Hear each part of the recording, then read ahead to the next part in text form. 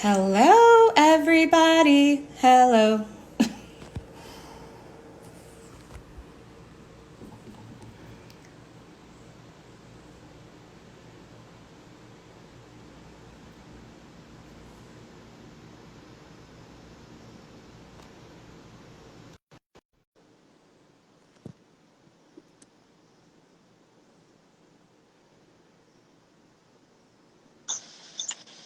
Hi, Will Wells. Hi, how you doing, Meg? Good. I'm trying to flip So there's it. a little button in the bottom right corner, Okay. and it has two arrows like this. Hit that. I don't see that well. There you go. Hi. How And are you? that. Oh no, wait. Wait. Why did it do that? See if you see that button. It would be next to comment and the send arrow and the smiley face. It's all the way on the right, on the bottom. Okay. There's a flower. Flower. Can you see me? I'm Oh, trying to I see the flower. hi. I'm the flower. There's my voice. This is so, I knew this was going to happen, everyone. So I see the comment and I see there's two little boxes with a question mark. That's That's uh click, right? Or no? no. I wonder. What if I did, no, I don't know how to do this. So there's let me see. I wonder if it looks different on my side than it does on yours. It might be at the top, but it looks like two reverse arrows. Got it. It's at the top. There we So, go. and just like that. Oh, wow. I'm tired. Anyway, it's not about me today at all, Will. It's about you. It's about you. So everyone, and you're a little bit, the internet is on in my thing. I was going to say you're a little blurry. So I'm just Okay. trying to figure out why that is. Hmm. I feel like I'm in a good spot. Um, Crystal clear on this side.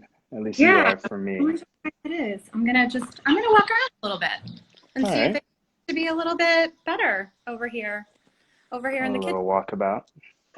Just gonna walk around my kitchen a little bit and see if we can get you a little bit clearer. That's better. I'm There gonna we stay go. Don't right. move. A little bit better. Is this a little bit better, everybody? No, you're kind of gonna just everyone. Hi, everyone. It's 11:04. We're gonna start questions in just a minute.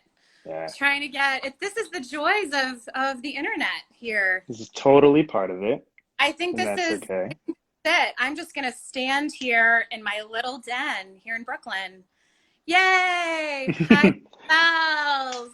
So all of my questions that I have are at my kitchen table. So who cares? Because I can see you better here. So It I looks think, like I'm blurry to the people. Hold up. All ooh, right. That's Will is okay. okay. I have a solution. Yeah. What's your Is this solution? any better? Oh, Okay. is this any better? Yes. So Okay, much good. better. All How right. did you fix that? You're a technological wizard. Will is a wizard, everybody. And so let's just, let's be excited for him beyond all of his musical magicalness. Okay, everyone. Now that the comedy routine is finished, we can now begin to talk and welcome Will Wells. Yay! I Okay. got the official thumbs up from my man's Anthony Yay. Ramos. He said that's better, so we good. Okay. So Will Wells, um, oh my gosh, somebody's asking me to turn off comments. I don't know how to turn off comments. But actually, I have to keep comments up because we're going to be taking questions. So whoever asked me, I apologize. I apologize because there will be a moment where we're going to have to take questions. So to Yeah. whoever that was, I'm sorry. I'm going to apologize to you for right from the beginning. Okay, we don't have you for a long time because you're like one of the busiest people that I know. Um, I will just say, so for those that don't know me, I am ASAP's Director of Development. And this is our Artist at Home series. And I I invited my dear artist, musician extraordinaire, very old dear friend, William Wells, to join Thank you so me today. much. So Will and I go way back. I met Will when he was a student at Berklee College of Music, and I worked in admissions. And I'm gonna go a little personal. So sorry Let's here, Will. go. I'm letting some stuff out. So I ran this program, and we would bring students around the country. Like that college tour thing back prior to the pandemic, where you would travel, and lots of people would meet, and so, and all the students wanted to be a part of this. This was like really cool. We would fly kids out, and I met Will late in the game. And I can't remember what city I sent you to, Will, but it wasn't like the It cool. was Cleveland It was Cleveland, and there's in nothing. February. Yeah. And we love Cleveland. We love Cleveland, but like a lot of the kids would like come up to my cubicle and be all like, "Can I go to LA? Can I go to New York?" And I had Cleveland left, and we love Cleveland. There's no shade to Cleveland, but and you would have thought I gave you like that you were like going to the Grammys or something. I like the sweetest personalized letter, handwritten letter on my desk when you returned, and I was like, who is this kid? Like, who is this kid that is thanking me to go to Cleveland in the winter? That was the whole thing. It was like in the winter. And I just remember thinking, this kid's awesome. Like, who is he? And the funny thing that Oh, I will say to all of you, so if you don't know who Will is, or maybe you do, but if you haven't checked him out in regards to his talents, I only knew students at Berklee based on their personality and who they showed up in the world, and how I got to know them. And as a person prior to their talents and gifts. And I remember thinking, this kid is really nice, and he's oh, genuine and sweet. And then Will, so he's about to graduate. He's about to go off and do wonderful things, which, we always kind of look into the future and we don't know. And I remember thinking he's gonna be fine.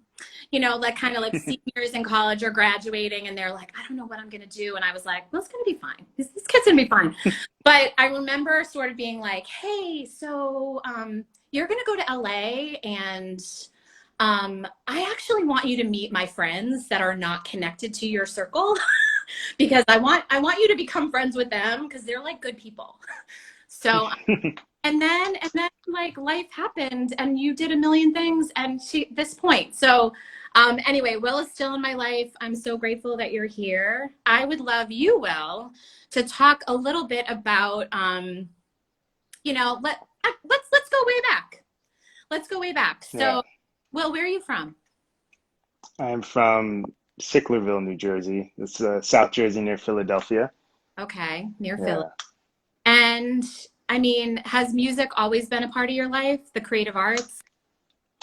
It has. It was always near and dear to me. I started. My mother says, when I was very young, I started running up to organs or anything that I could see, whether it was at church or visiting somebody, and just banging on the keys. And from there, I always had a very, very deep passion for music. I always loved music. I'm the youngest of six kids, Yeah, so remember that. and there was a lot of music in the house at all times, and a lot of different types of music, which was really wonderful to experience because, my oldest sister, Tina, would be listening to everything mainstream, from Backstreet Boys and then Sync to Brian McKnight to, you name it. Whereas my brother, he hit me to the game on, Tupac and all the hip hop, but also people like Gavin DeGraw, which I had a, Which two, we have a exactly. We have a thing. Yeah.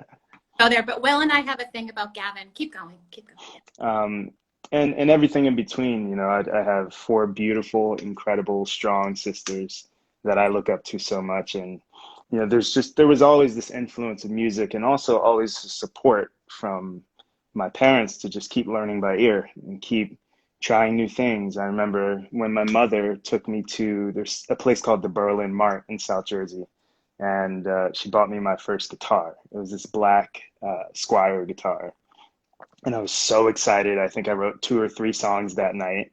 I still remember them too. And I was just so excited to finally have something, a new instrument, something that I can dig into. And experiences like that, I was actually more focused on sports in the beginning, as I was coming up, especially through middle school. Really? Did you not know that? No. What did you play? I didn't know that. I was in track and field. I was a sprinter, and I didn't know that. I started getting into wrestling, looking forward to football in freshman year. And that's kind of when I feel like I've told this story a million times, but apparently never to you. So this is great. So, that's when I was kind of going full force. I remember it was the winter time. I had just auditioned for wrestling, and everything kind of changed when I was going through some growing pains, and my mother decided to get it checked out, and that's when I found out I had a congenital heart condition. Oh, And wow. so, I yeah, didn't. you didn't know that? No, I knew about that, but I didn't know about the sports Oh connection. yeah, yeah. Sports was like everything at that time, and so what that meant is that I had to stop sports in eighth grade. Pretty much, I found out early November, and they scheduled an open heart surgery for July. Wow. So for the rest of that school year, I had to, I was the gym excuse kid. I was I couldn't even play outside. I had to find other ways to express myself, and most importantly, it helped me uh, deal with emotions and especially anger and things like that in new ways, because at that point even getting angry meant I had risk of medical complications.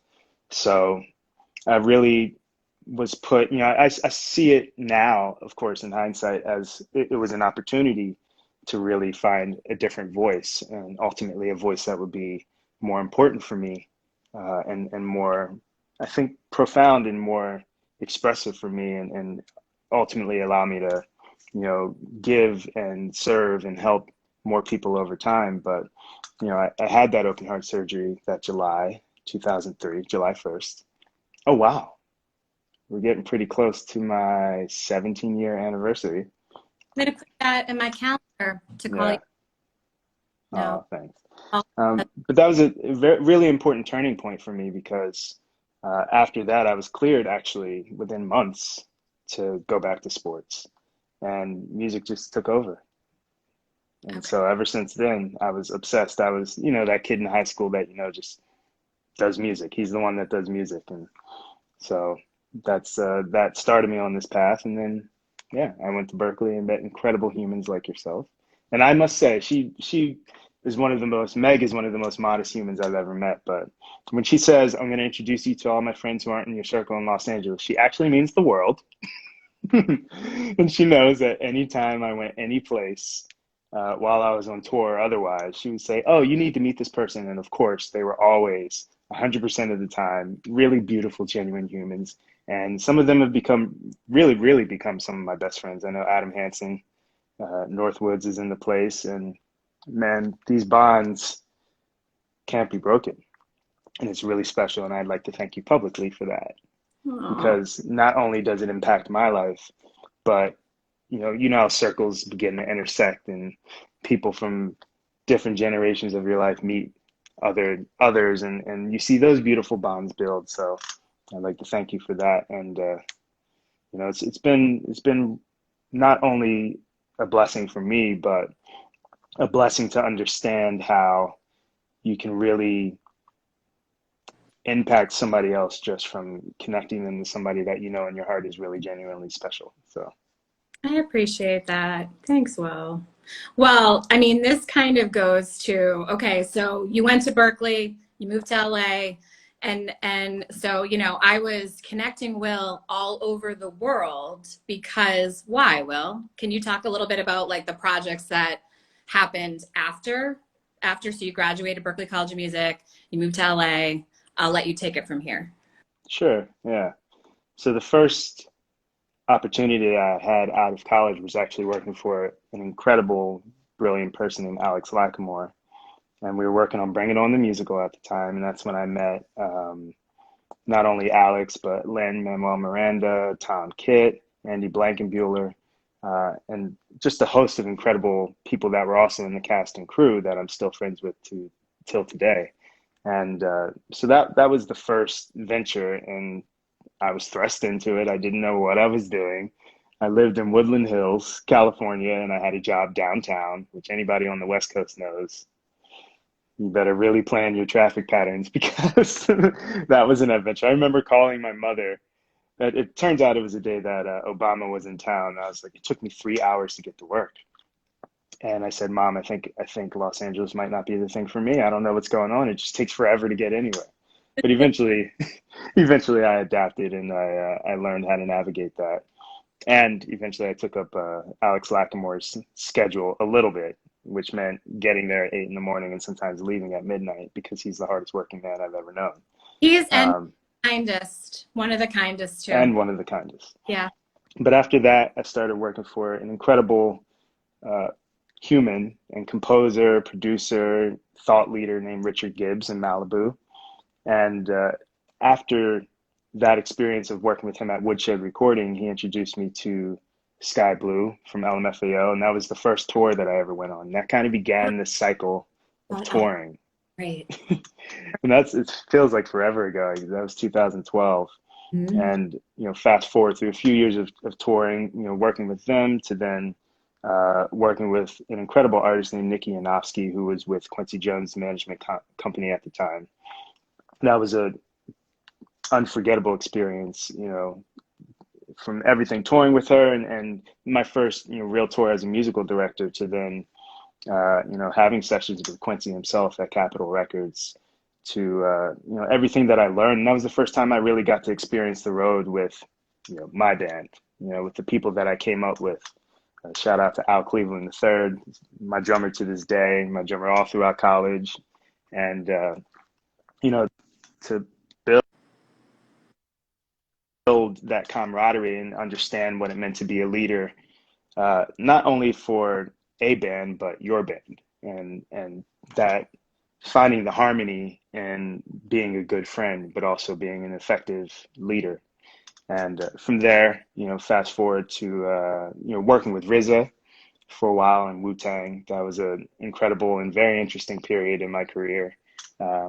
Where it's interesting because you go to Berkeley and you think you're not going to see all this fancy equipment once you leave, and in a way I was kind of conditioned to think that, okay, it's good to have this experience, but I really need to know how to use all the gear like this and have a home studio, and because you never know when you're going to be in a studio like that again. And then all of a sudden every day, or I should say every night, because we started at 10 p.m., I would be in the studio and having to run SSLs and all this heavy duty equipment, studio equipment that I didn't fully expect to be a part of my everyday working life. And then after that period, I had a room at the Village with another Berkeley alum who so gracefully granted me that space, Tina Morris, and she gave me my first opportunity to be a part of a real professional community in terms of residents at a studio. And I met so many brilliant people, saw a lot of Berkeley alum come through there. She was very pro Berkeley.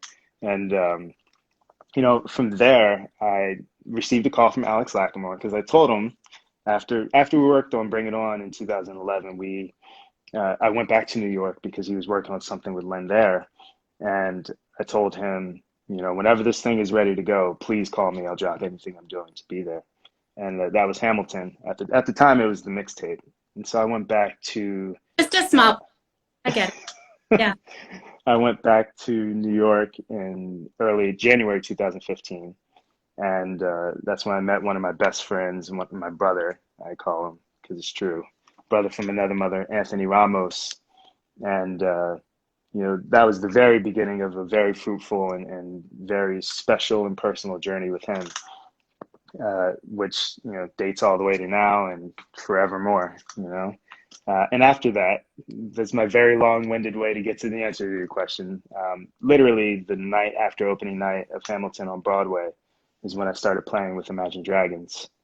And I did their Smoke and Mirrors tour, which was a world tour. We did 5 legs, well over 100 shows, over 40, I think over 45 countries. And so that is when you really started plugging me with people everywhere from Australia to Ireland to, you know, any place I could think of. I remember Czech Republic, so many beautiful and brilliant people that I've had the chance to connect with and interact with through the journey. I And was after, I remember when you were on tour with Imagine Dragons, and I think I might have been in grad school at the time, and I remember being like, oh, he's going to be here, and my friends are here. So and you know what the thing is too, you connect people, and you kind of think like, who knows if that person will ever, take you up on that invite or whatever. So it's so fascinating to me that you really did. Like you actually really connected, and the dinners and pub nights and oh friends. yeah. I mean, I feel like you're closer to my friends from Kenya and Australia now than I am. You're like, hey, have you talked to her lately? And I'm like, no, but tell her I said hi. So Aw. so again, sorry. So Imagine Dragons tour. Let's get back to you. Yeah, Imagine tour. Um, so after the Dragons tour, I started building a relationship with an artist named Logic, by way of my mentor Richard Gibbs, and that blossomed into something that was really powerful. And it was really the messaging in his music, outside of how kind of a human he was. And it's like anybody that's ever met Logic knows that he's really incredibly kind. It's like could somebody this talented and this incredible of an artist be such a kind and giving human? And he was to me, and really welcomed me into the world. I was working as an assistant at the studio when he reached out to me when I was on a run to get coffee at Starbucks on Point Doom. In Twitter, he reached out to me on Twitter, slid into the DM, and he said, "Hey, by the way, like, Richard told me that you play things and you sing, and just I want you to feel like you're a part of this, so feel free to contribute." And first track that I ever hopped on was a song called Africarian, which really had a beautiful statement. He let me sing part of the hook, which was dope. Um, I don't think I knew. and I love yeah, that. Cool. and it was just another one of those beautiful moments where you recognize that you never know where opportunity is going to come, and you never know when opportunity is going to come. And if you just are kind and work hard and show that you're willing to show up and you're prepared, then you never know what's going to happen. And that eventually turned into, after everybody came out, having the opportunity to play on. And again, I talk about the messaging, important songs like 1-800, which really helped so many people dealing with mental health and things like that. Being able to experience that, I eventually went on the tour with him in 2017, and I'll never forget those moments of being on that stage and seeing these young people. It kind of makes me emotional to talk about it now, but seeing those young people really allowing that music to actively heal and to express themselves in ways that you don't in everyday conversation. Yeah. Music says something that you can't, and that's why I think it's so powerful. And just experiencing that city after city, night after night, was really powerful for me. And then, throughout that tour, especially towards the end of the Europe leg of that tour, I was working really consistently. The relationship with Anthony had really blossomed into something powerful and beautiful, and we were working on our first collections of songs together with a really incredible group of people. It was called the Freedom EP. I know my screensaver. I'm very pro vocabulary. My screensaver came on, but that's what this is. Yeah, I don't know. I mean, for everyone who's on this, I feel like I might play a little bit of that in the background, but keep talking. Okay. Is Dear Um, from that? Should I play Dear Diary? Is that from Freedom? no, the Freedom EP. What I would play is All Right. All Right is a great one. Got it. I'm playing it. Keep going. Okay. Here we go. I'm not sure if they'll be able to hear me. Well, they can let us know if I'm cutting in and out if it's playing in the background. Also, for everyone, this is Will has a Spotify list on his website, so you can. And I was kind of cracking up because I actually didn't realize everything. I mean, and I consider you a really good friend. And I'm like, oh my, and I kind of was laughing because I was like, most Spotify lists for people, these are like their favorite songs. And I'm like, with Will, I'm like, oh, he's worked on these songs. Entirely different. And another thing, just because and I told you this conversation was going to go fast because you're an interesting person. Can we talk a little bit about Cynthia Erivo Harriet, how did that happen? And talk about that for a minute. And then I'm going to open it up Sure. because we're already at 11:26 here. I'm having a great time. I can keep going. Listen. We'll keep going. We'll keep going. Yeah. Um, so I met Cynthia through Anthony and kind of this whole post-Broadway revolution that was happening, if you will. You know, through hanging out with all the people that I met while working on Hamilton, my first memory of meeting her and not realizing, you know, who she was. There's a photo that surfaced after the Tony party in 2016, and we were just getting down on the dance floor, but I didn't know her at the time. Right. And so we met later. We did a session with Anthony, who I know you know, Zach, literally one of the kindest humans I've ever met in my Zach, life. if you're on this, he's probably not because he's also Zach. So just to sidestep, Zach and Adam Hansen and Will Wells are like the crew here, who I love so much, this crew. And yes, sorry, keep going. Just needed to there. Mm-hmm. Um, definitely the core. That's like an Yeah. entire chamber of my heart. Mm-hmm. And so we did a session, and you know, she was interested in writing more, so Anthony and I continued writing with her. And you know, she asked if I'd like to go on this journey with her in terms of, you know, helping her execute her brilliant musical vision. And so it was last summer we started writing a lot more. And you know, the Harriet song came up, and she asked if I would do it with her. And so we did, and it was a really incredible journey, just going from, you know, the reworking phase with some of the original writers, Joshua Bryan Campbell um, and my co-producer, uh, and you know, taking it from there to, you know, really building it out and getting incredible voices on it. You know, everybody from Lisa Fisher to you know, just the choir that Jasper Randall brought in was so Oh wait, unbelievable. we need to have a moment. Have we ever talked about? Did you meet Marlon Saunders when you did And that? Marlon sang as well. Yeah, My voice teacher at Berkeley. that's so crazy. Ever talk about that? I don't know, like, because the funny thing about that, right? So everything is going down with this hair, and it's like things are getting blown up on Instagram, and all of a sudden I see you posting, but then I see Marlon posting, and I was like, "Hey, are they in the same room together?" Because you guys, I would say, were two of my separately favorite people from different elements of my life at Berkeley, and I was, Wow. you're in the same room, and I don't even know if I ever said that. But anyway, back to Yeah. this. Yes, sorry, keep going. So it was such a moment, especially with him, because I met him through an old, very close and dear friend named Serenity. And I probably met him, it was definitely before I kind of moved my headquarters to New York around, I met him around, I think, 2016. Okay. And he's just been such a positive person in my life. And when he walked in the room, I was so excited. I was like, this is all meant to be. And Yeah, so yeah.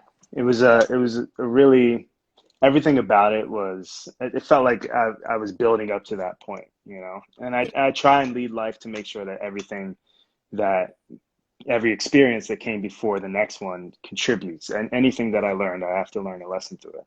And I was definitely implementing a lot of lessons that I learned uh, for that entire experience. And so, you know, to know that it's been received with open arms from the community and even from the critics and from the award shows was really a special experience just to be recognized, you know. Can I ask you a question? So the last 3 months, and you've been in New York this whole time, correct? Yes. Um, we went, I don't know when you kind of went inside. I think for me, it was around like March 12th or March 13th. Yeah, Friday the 13th. Friday the 13th. And so, everyone is processing what's going on right now in different ways. You know, I'm wondering, what have you been doing during this time? Have you been creating music? Have you been taking space? What has the last 3 months looked like for you? A little bit of both, to be honest. And definitely creating music day in and day out. It's actually been a very special process in that I realized, like I said, every experience of the past contributes to the present one. And this is one where, being a kid, occupying the basement, I always tell my mom I laid siege to the basement. And just taking any bit of technology that would come down, all the hand-me-downs, everything, really learning computers and taking them apart, building supercomputers, all of those different things, just being obsessed with technology. And even through Berkeley, working for Jerry Smith, who ran technology support for the professional writing division, I didn't realize how much that my enamorment with technology would serve during this time. And so the first thing I did was take some space. It Okay. took a week or two to just kind of breathe and adapt and adjust, figure out what I needed to be most comfortable at home. Anthony and I do have a studio in New York, and I haven't been there since March 13th. That was actually the last place before I came here. But when I was leaving, I knew that it might be a while before I went back. So I grabbed a couple things that I thought would be useful to have, and I left everything else there.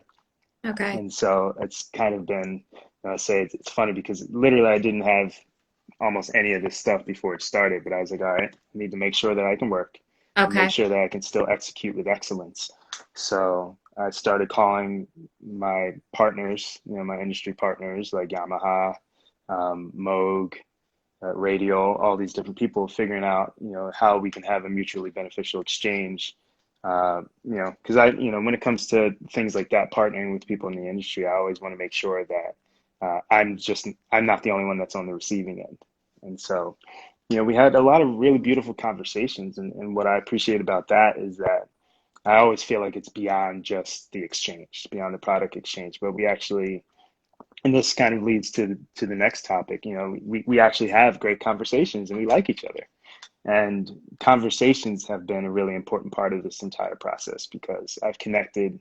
I know a lot of people who could say the same thing. I've reconnected with a lot of people over the course of this stay-at-home period. That's That right. Like I feel Yeah, I was with someone the other day. This has been such an interesting moment. Like I'm here in Brooklyn and relationships have strengthened. Like we've had a couple of really nice conversations over the past couple of months, and you're one of the busiest people that, but there's something different about this time. I mean, just I feel like again, I can only speak for myself, but my personal friendships I feel like have gotten stronger. And we're all kind of on this roller coaster, right? It's felt like a ride, and everyone's processing, and it's affecting people in a different way, right? yeah, And will continue, like we're still in it. But you talk about one thing for you, like everyone talks about networking, right? yeah. Like network. And I work in development all the time, and I have for, the last 12, 13 years. But networking, I like to take that word out and put building relationships, like relationships. That's That is actually literally the exact same outlook that I have on that. I don't because even like the word. I say to people all the time, I know I remember when we were at Berkeley, right? And I remember somebody was all about, saw the incoming freshmen, everyone was like, learn how to network. That's what you're going to do here. Yeah. And I remember, and I can't remember what, they brought some artist back to school, like they did. Hmm. It was like some crazy person every day. But somebody said, I can't remember who it was, but somebody said, you know what? Go out and make friends. Like, go out and make real friends. And those real friends are going to be the people that, if you're lucky, you're going to continue to work with. Absolutely. And we're looking at it through the sphere of the music industry, right? But I think that's everything, like actually build a friendship. And you talk about like mutual beneficial, like that's a relationship, and I think, well, I mean, I can only speak in the sense of, I think people love working with you because you show up with an open heart and you're such a good guy, but you're so freaking talented and you do your homework, and like you're building a studio behind you in the middle of a pandemic. It doesn't surprise me at all to hear that you're like, okay, well, I guess I'm just gonna build a studio in whatever room I'm in. None of that surprises me. I didn't know that, but it doesn't surprise me. One last thing, and then I'm going to open it up to a few questions. One thing that we've never really talked about is like, I pay attention again, like you're so busy. We don't talk all the time, but we text. I see how you give back. I see, like I believe, I've seen pictures of you going back to your high school. Can you talk a little bit about why, the community service, reconnecting, showing up for people, and someone could say, in a mentorship way, or for youth and young adults to look up to, why that's important to you? Yeah, for me, that answer is twofold. The first being that there's so many individuals in my life, yourself included, that have extended themselves, in my view, to really make sure that I was comfortable and connected with great humans, first of all. And second of all, really talented people that were willing to nurture my growth. And I don't take that lightly. People have really placed me in situations that I sometimes didn't deserve to be in, definitely didn't have the experience to be in. I remember going to the studio with one of my mentors, Ivan Barrios, from the Philadelphia area, from South Jersey as well. And, being in these Universal Music Studios when he was there for writing sessions and him inviting me in so graciously, I was like, wow, this doesn't have to happen. He can mentor in a different way, but he really mentored by giving me experiences that could really up my game. And Richard Gibbs, of all people, putting me in the studio with Barbra Streisand, with RZA, with Logic. I mean, the list goes on. LMFAO, like some of my first experiences are due to people that really took a chance on me. And I And think, I was just going to say how important that is, like creating access, right? yes, Talk all the time about, kids that don't have access right, to projects and to programs and to after school programs and to opportunities, right? And it's amazing exactly. to hear firsthand, like I realized, as much as I love and care about you, I didn't know your whole background. I mean, honestly, the sports thing at the beginning, that like blew my, so I'm going to have to go back and watch this at the end of this. Yeah, But I love that, yeah, like, because the thing is too, well, and this is, I think a lot of people have opportunities and access and they don't see it as that. yeah, They don't see the gifts that were given to them, and therefore there's nothing in their head that's like, oh, I should do this for somebody else right. because that's the right thing to do. I mean, it is. It's the Yeah. right thing to do. Well, the second thing is that I remember going back to my high school and seeing how upset my teachers were that budgets were being cut and students were having less access to these programs Yeah. that I know personally from personal experience really A, kept me out of trouble, and B, helped me become a great musician. And so my thought was, okay, the least I could do in parallel to, figuring out how I would approach the Board of Education and try and get some of these programs reinstated is go there myself and tell students about all the opportunities that exist. And, because I didn't know about a lot of these things when I was in school. I was begging my choir teacher, who I'm still very close friends with today, Mr. Perkins. I refuse to call him by his first name.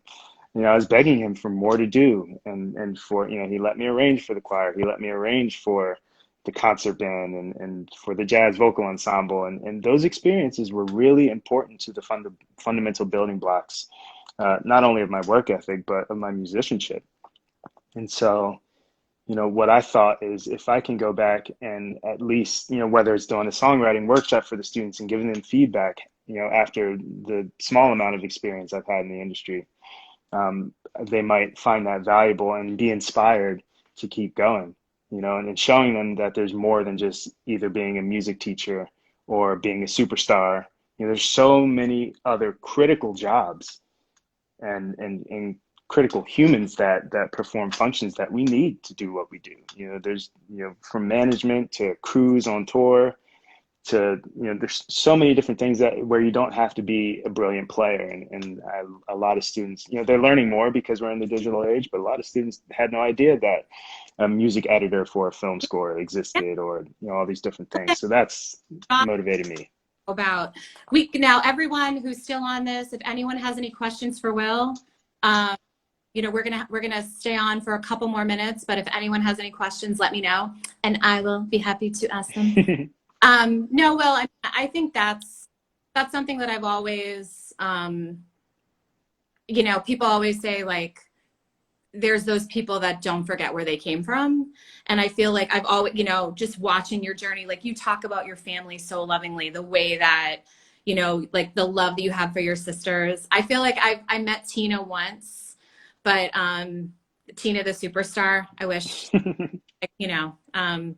but just like, rooted in your family and just, going back and giving back. And again, I pay attention to Facebook and Instagram and things that you're doing. And I'm always like, why did he do that? Or I'm guessing he did it for this reason. Does anyone have any questions? Come on. Will Wells is here. He'll answer them. Appropriate. Make them appropriate questions. No, we're so, at A-Step, we're thrilled that you could come and drop some knowledge for us today. Somebody said he doesn't have a question, but he'd love to see you again in Amsterdam when the world turns back to normal. Definitely one of the first places I'll go. Yes. Who doesn't love Amsterdam? Such an amazing city. I think if there are no questions, it would be great for those who are left viewing for you to share A-Step's mission and a little bit about what y'all are doing so that, we make sure that they leave understanding this Yeah. platform. Again, because I'm not sure like who's on this, if you are here because of A-Step or if you're here because of Will, and both are great. A-Step was created by Mary Mitchell Campbell and some Juilliard students about 14 years ago. Boop, boop, boop. And to transform the lives of youth using art. And we connect performing and visual artists with youth from underserved communities in the United States and around the world. We have programs all across New York City. And, it's for, we use it to awaken, to use art to awaken youth's imaginations and to foster critical thinking. And I will say one amazing thing that A-Step has been doing here in the pandemic is pivoting. A lot of things are happening online right now. I mean, I'm not sure if people are paying attention, and paying attention. That's what we are, with the world doing right now. But A-Step has been able to connect with our partners in New York City and figure out how do we get to the kids, because we're not necessarily going to be in the physical classroom with them. Right. Putting things online. We're working with the International Rescue Committee's Refugee Youth Summer Academy, and that's going online. It's going to be a full-time summer program that we're doing, which is incredible. Wow. Yeah, and we've been doing frontline services, which we've never done before. So we've been raising money and connecting food partners to donate food to one of our partners in Mott Haven in the South Bronx. Wow. So we've fed at this point over 6,000 people in the South Bronx with food drops, and that's been something that we've done through some connections out in Red Hook, Brooklyn at the container terminal there, and up in Hunts Point. We've been able to provide art supplies to our different partners in ways that we've never done before. So I would say we've been doing a lot in 3 months. And for anybody new, we had a pretty incredible fundraiser.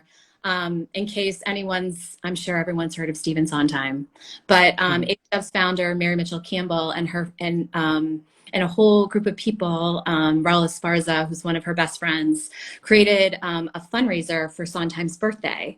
And that was kind of at the beginning of the pandemic, and it's been a massive, I always say things explode when it comes out of a good spot in your heart. You know, it was Yeah. this moment where artists wanted to celebrate Sondheim, and all the proceeds from that concert went to A-Step. So it was kind of this beautiful moment. You know, everyone, it was like right at the beginning, and everybody in New York is hunkering down and pretty terrified, I would say. And this Yeah. beautiful night of art happened, and it kind of went global. Like I don't think any of us could have seen that, had any thought about that. So yeah, so we're, you know, we're plugging along here at A-Step, you know, getting to our students, figuring out how to best get to our students, and creating moments like this where we can talk to people like you, because I think it's important for all of us to know we may be inside, things may not be back to normal, how we, you know, necessarily would have seen them to be. But I think it's really, really important to know that we're all like going through this together, even if we're not in the same room doing that. And I think it's really important to hear how other people are creating or not creating art right now. And Right. that's right. Like, however, like wherever people's headspace is right now, you know, one thing that you really quick, because any more questions? You guys, I'm giving you like 2 more minutes for questions. You know, you brought up mental health with Logic, Yeah, and that's something that I think is going to be a deeper conversation as we go moving forward. You know, what have the absolutely. past 3 months been like? What are they going to be in the present and moving forward, and how we're taking care of ourselves? Yeah, You know, connecting with friends and family may look different moving forward, and what does that look like, and how do we take care of ourselves, right? Um, exactly. okay, you're getting 30 seconds here. He's here for Will Wells. Look at him in his studio. I I love you so much. I love you too. Thank you so much for having me. you're a joy of a person. And all my love to Anthony and all of the projects that you guys are doing, because I still, again, I'm paying attention on Instagram and Facebook and all the rest of it. Oh, here we go. I don't know who this person is. What Caesar. legacy do you want to leave in music? Wow. I want to, wow, that's a good question. What legacy do I want to leave in music? Well, I've always said that my goal in life is to become a well-renowned musician who is respected for his passion and desire to help others. And so that's really the legacy that I want to leave. I want to leave a legacy of not just doing it because I like it or because it feels good, but because it allows other people to feel something as well. And sometimes, like I mentioned earlier in on the chat, you know, sometimes the music says the words that you don't know how to say. And so that's the legacy that I want to leave. Yeah, I want people to, you know, years down the line, always think there's always heart in his music, no matter what. And one last question is from your dear friend Anthony, who I just saw, who, God bless Anthony. He wrote, "Why do you get up and do it every day?" Wow. I get up and do it every day because I feel like this is what I was born to do. And I feel like if I didn't get up and do this every day, what else would I be doing? You know, I was blessed with gifts. That's what my parents always made sure that I understood. And so for me, it's my responsibility with these gifts to make sure that I allow myself to be a channel or help other people express and amplify their artistic vision. So I feel like it's my responsibility. And Anthony has one more question because I see you enough. But thank you, Anthony, for this question. Did you ever have a moment you wanted to quit? And if so, what kept you in the game? There's definitely many moments where I think that, all right, that's it. I'm out the music game. I'm gonna go fly planes or be in tech or something. But you know, first and foremost, again, my parents. You were blessed with this gift, you know, and so it's a responsibility for me to continue to use these gifts and also, because I didn't quit, because I have incredible co-creators and collaborators and, you know, brothers and sisters in this that really keep me motivated and keep me inspired. I remember yesterday even I was having a bit of a slow day, and one of my mentors called me out of the blue. And at the end of the call, I said, "Man, thanks for that jolt of energy. I actually needed it." And it's the community that keeps me in the game. And we It's a look out for each other, and I think it's really important. So thank community. you, Anthony, and everybody.